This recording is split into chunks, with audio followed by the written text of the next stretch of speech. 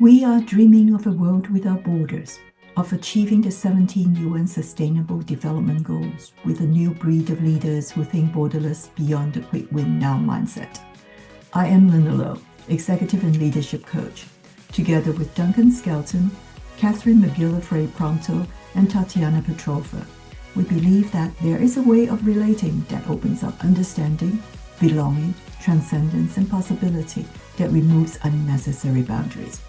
Through monthly dialogues, we co-created the 6-part podcast series called Borderless, Discovering Borderless-Centred Leadership. These are unscripted live recordings with minimal editing centering around 4 principles: act now future-oriented, iterative and anticipatory, humanistic and interspecies, and say no to yes.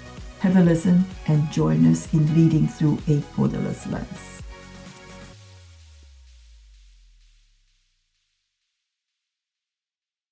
Hi, today I'm here with Catherine, Tatiana, and Duncan, and we are now on this episode on Borderless-Centred Leadership. And the theme today is on the principle of say no to yes. To me, it is about focus. Say no to yes is about focus. It's about saying no to distractions and yes to accelerating momentum. It's about focus, about boundaries, about intention.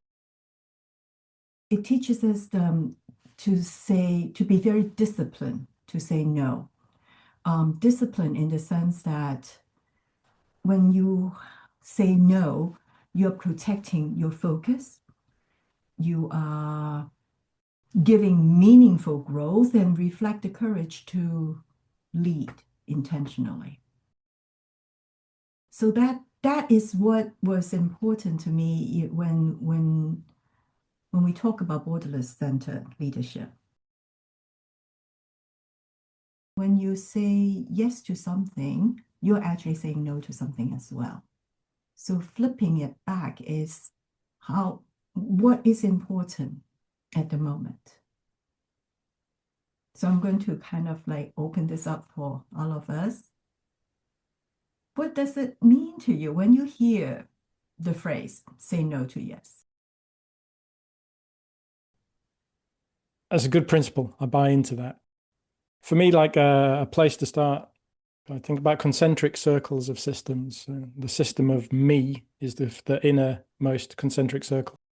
So what does saying no to yes look like there? So for me, I made a note about saying no to my default patterns.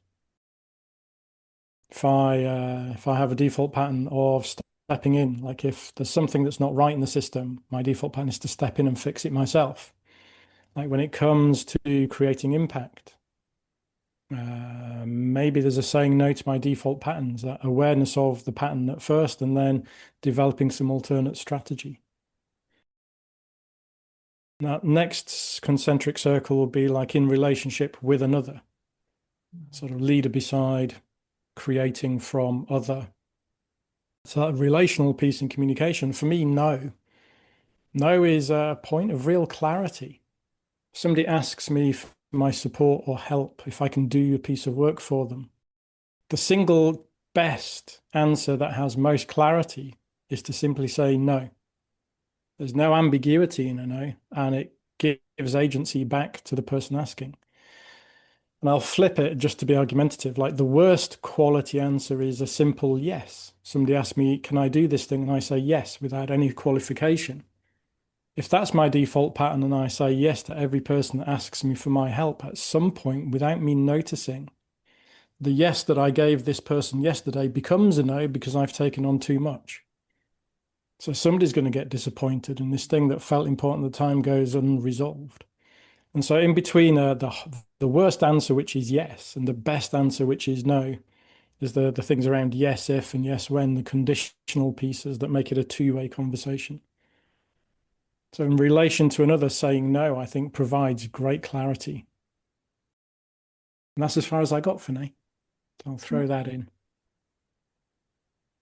I love how you warm up so many leads into the conversation, Duncan, right now. So masterful intro, Lina and Duncan. And I'm gonna build on it because it resonates.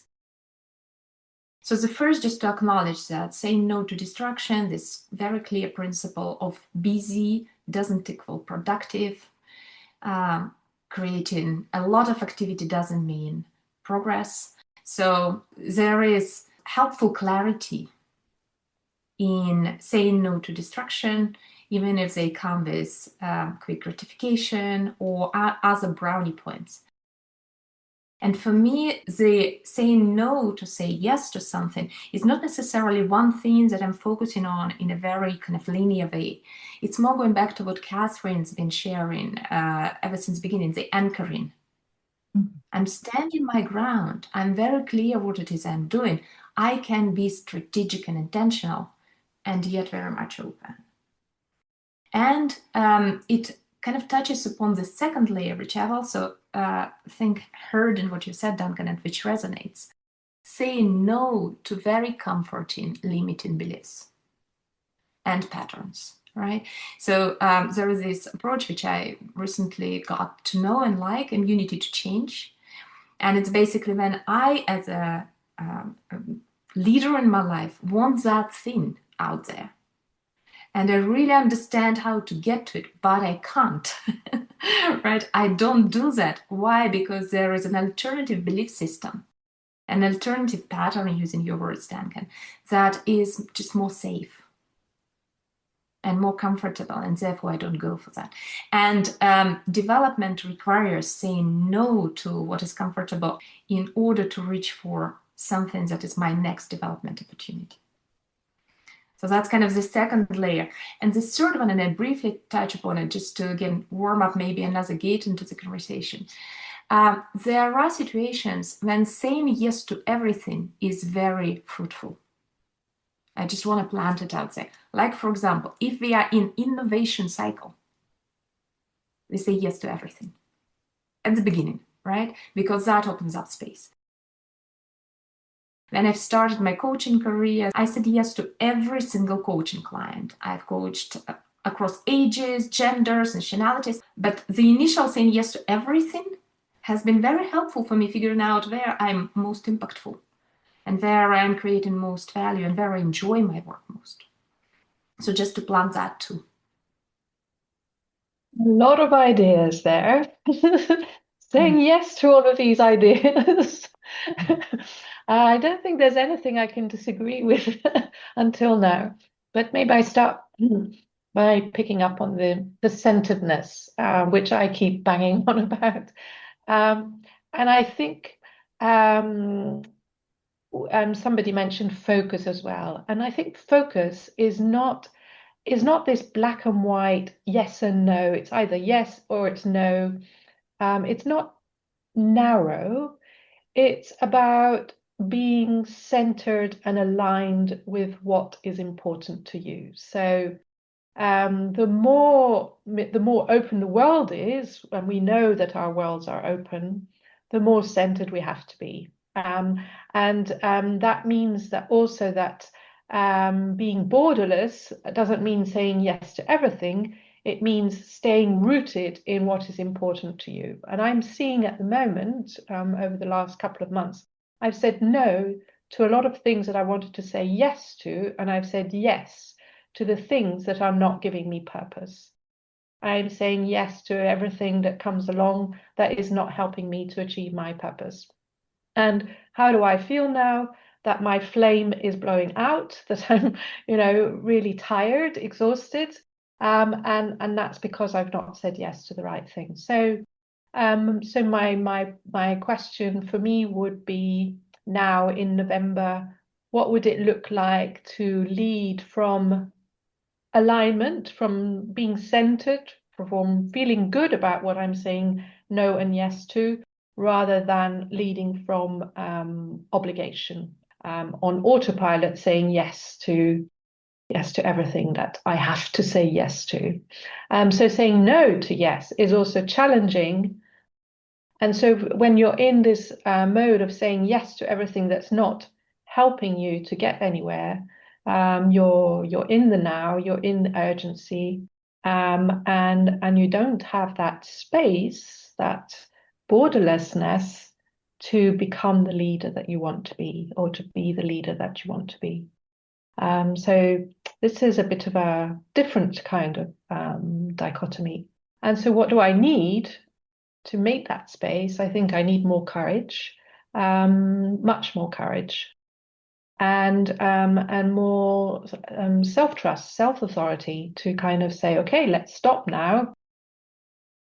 So maybe it's time now to kind of, stand in self-authority, be grounded, believe in what's important to you, and maybe that's the moment to say yes, rather than the moment to say no. So it requires courage and reflection, requires space. It requires getting off the treadmill and trusting that that's the right thing to do. One theme that I'm hearing, the yes and no, and I like what Duncan said earlier, that it really isn't a binary. And I think we all, in our ways, are talking about that. This is not a binary yes and no. And I also like what Catherine was bringing out, the now and future part. It seems to me, and I think for all of us, saying yes is so much easier. I think it is the word itself, the sentiment that it holds. And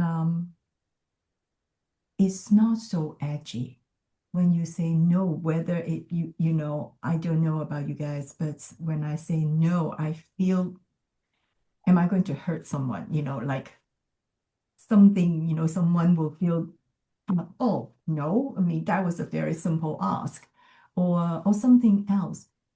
But for the yes and no, so yes is just kind of get a check mark on that one, and you move on. Maybe tomorrow there's also like this what is this phrase? Just do it and ask for forgiveness later. And I don't think that is good leadership. So that future thinking, which is also part of one of our other principles at Now, future oriented. Whatever we do now, we are impacting something in the future. So to actually put no as the first decision instead of yes, we give ourselves time to pause and reflect.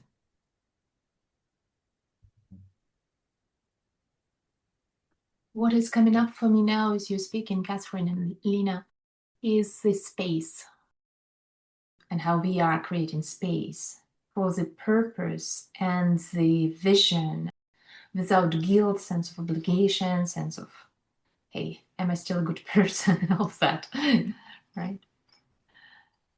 Yeah. Yeah, what resonated with me as well with what Lina said is that no, yes, yeah, no is a difficult word to say,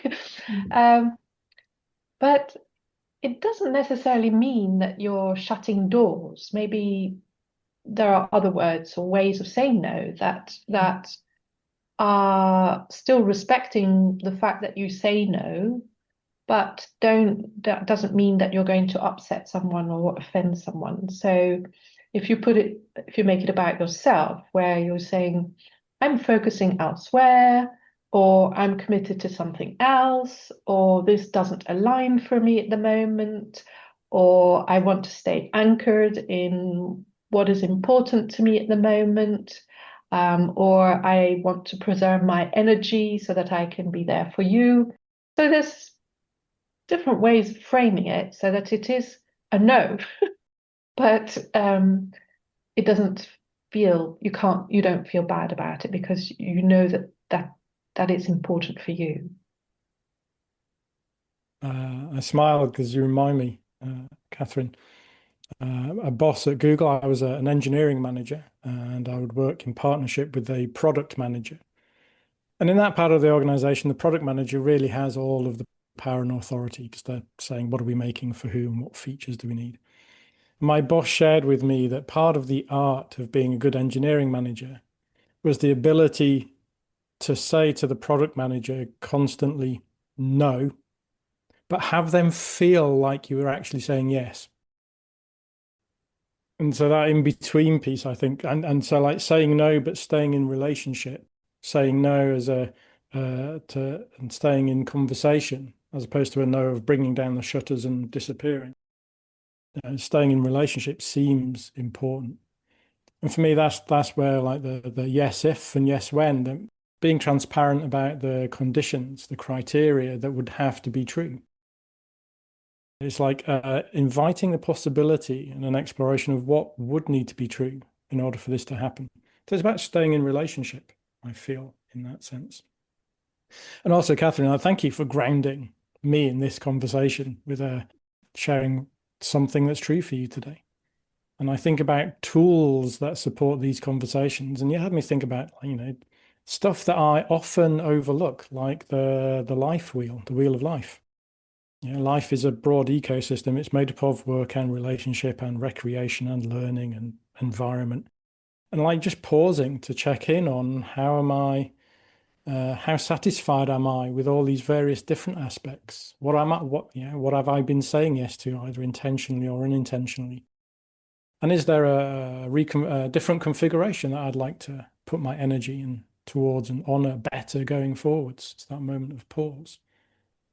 And Tatiana, I think you've spoken before in the context of borderless-centred leadership about systems having permeable boundaries. So again, this no isn't a solid barrier. It's not a yes to this and only this and ignore everything. It's that permeability. And so the idea, I'm going to go back to rock climbing. You knew it was going to happen, right? The idea that on a hard climb, it is about committing to the action, committing to the next move with an unbending intent. Like if I'm going to commit, I'm going to do this, I'm going to do it all with full permission. And I'm going to commit 100% and be fully in on this action. And at the same time, you get to listen. You get to listen because it's like a two-way exchange. You're listening to what is the system asking, how is it unfolding as I commit. What am I paying attention to? What am I hearing that I need to adjust for and to counter for? It's the idea that committing with unbending intent and listening, these are not incompatible things, and in fact, you need both. So even as you say no to this, there's still this permeability. You still get to sense into the field. Everything has a natural time.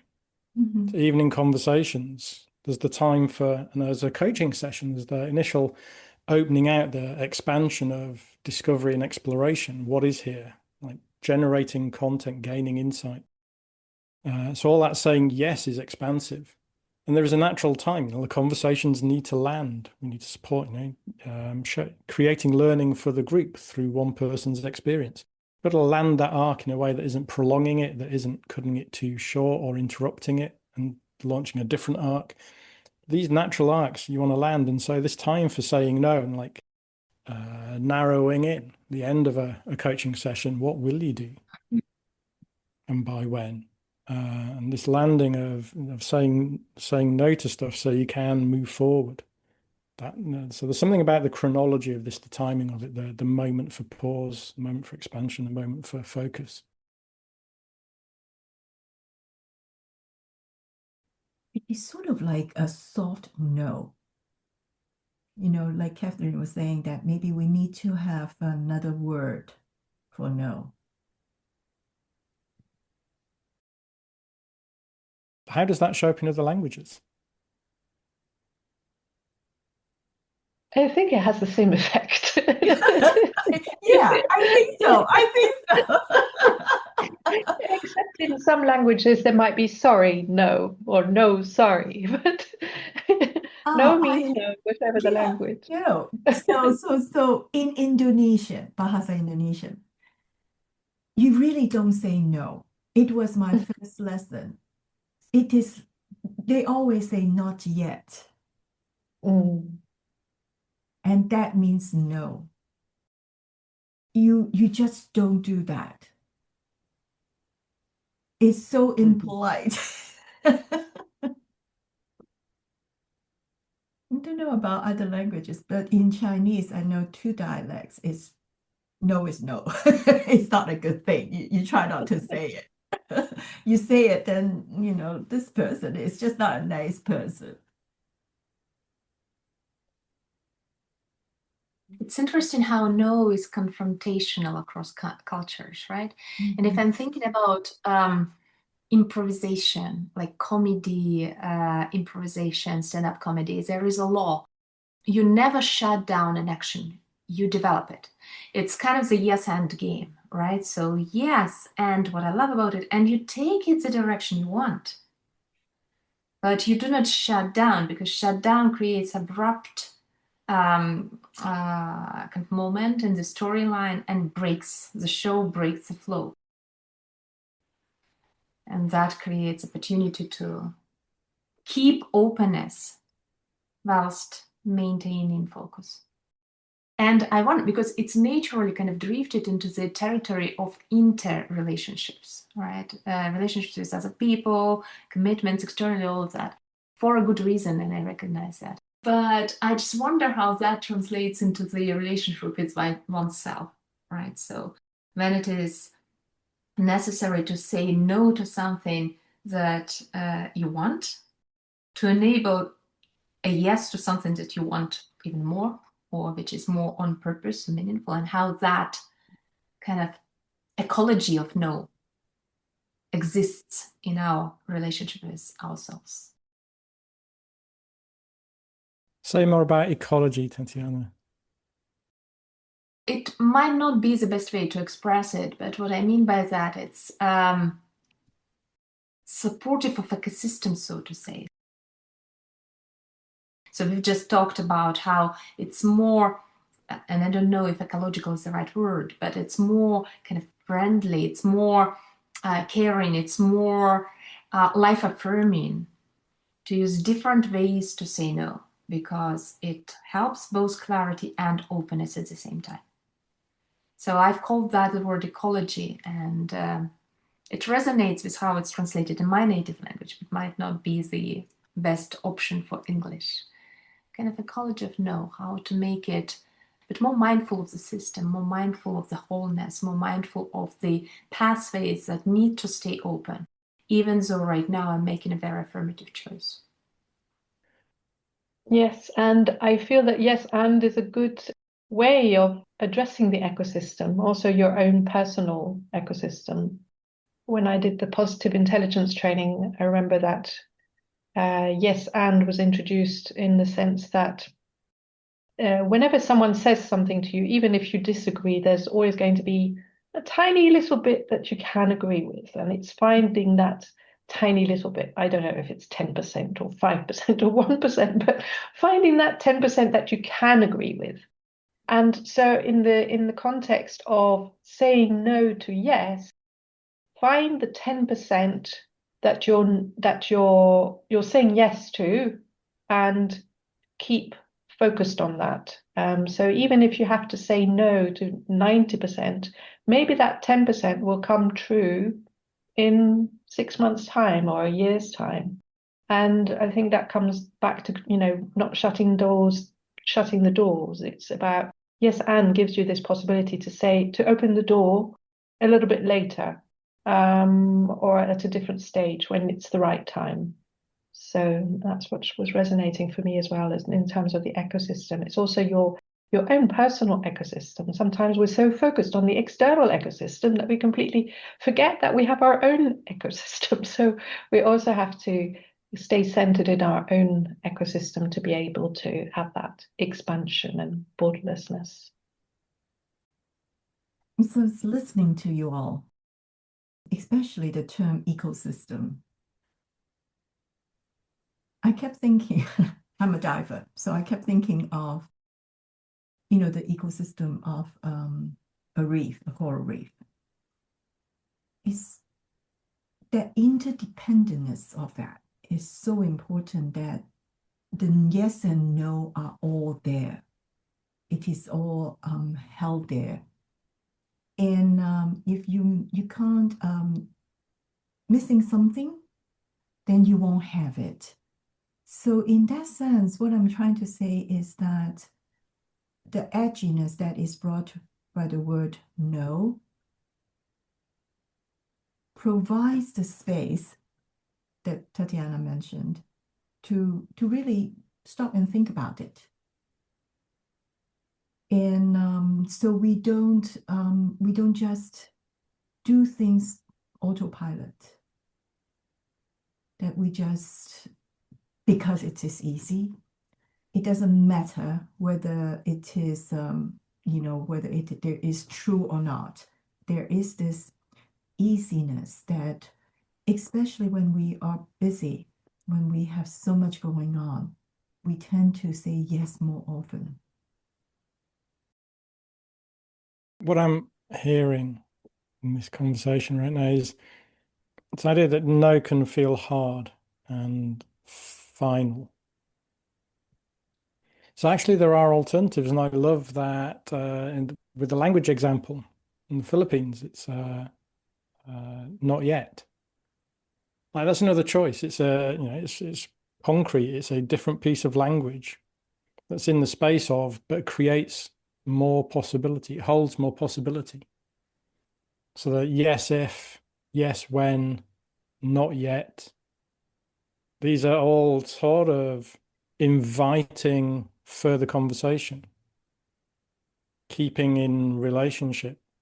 Not yet. Okay, so when? Oh, when I've done this piece. So it's inviting clarity, inviting conversation, staying in relationship longer. So even as you're saying yes to the one thing and saying no to other things, like, you get to stay in relationship with that. You get to still be sensing into those fields and those systems. You still get to be listening. And the language lands differently. The impact has different intention. What is coming up for me right now is that we are talking about borderless-centered leadership, and we are deconstructing no from a border creation tool into the tool that creates permeability. And I love that because it's like a practical example of what we've been talking about for the last several podcasts. Yeah. And what I love about that too, it is about, all of that at the end is keeping in relationship. And that is the antidote to conflict. Because it is, the borders are set up for conflicts to thrive. And that is exactly not what Borderless-Centred leadership is about.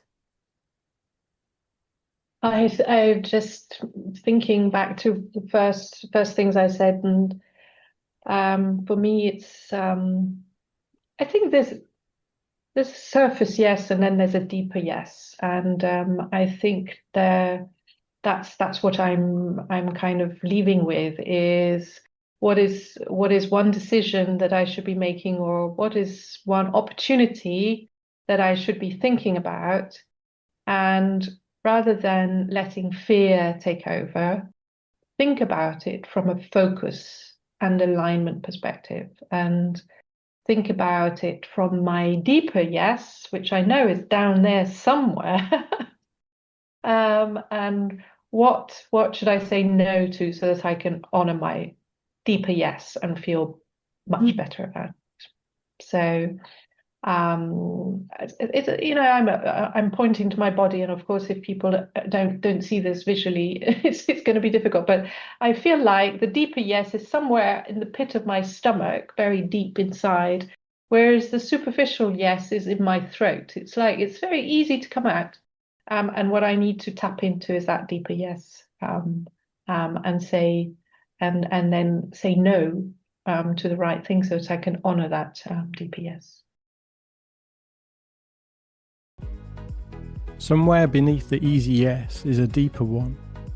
It lives below the surface, in what you actually know matters. The work is in staying connected to that and learning to pause long enough to hear it. Thanks for being here. Next week, the final episode of Season 1. See you there.